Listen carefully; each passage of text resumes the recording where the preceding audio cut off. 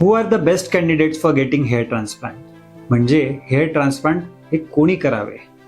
तर ज्याला ही बाल्डनेस आहे किंवा ज्याची फ्रंटल हेअरलाईन रिसीड होते किंवा फ्रंटल हेअरलाईन तर व्यवस्थित आहे, पण ज्याच्या इथे मधल्या एरियामध्ये माथ्यावरती बाल्डनेस आला आहे, ज्याला की आम्ही फिमेल टाईप ऑफ बाल्डनेस म्हणतो, तर ह्या पेशंट्सने हेअर ट्रान्सप्लांट नक्की करावे.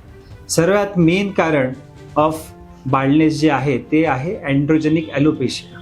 तर यंग इंडिव्हिज्युअल्स ज्यांच्यामध्ये स्ट्रेस किंवा अपुरी झोप किंवा बदलत्या हवामानामुळे हेअर लॉस जास्त होत आहे, ज्यांनी वेरियस टाईप ऑफ डर्मेटॉलॉजिकल ट्रीटमेंट्स घेतलेल्या आहेत, जसं की PRP आहेत, ग्रोथ फॅक्टर्स आहेत किंवा ओरल सप्लिमेंटेशन आहे, पण तरी देखील त्यांची हेअर डेन्सिटी वाढत नाही आहे किंवा हेअर लॉस अजूनही कंटिन्यू आहे, तर these are the best candidates for getting hair transplant.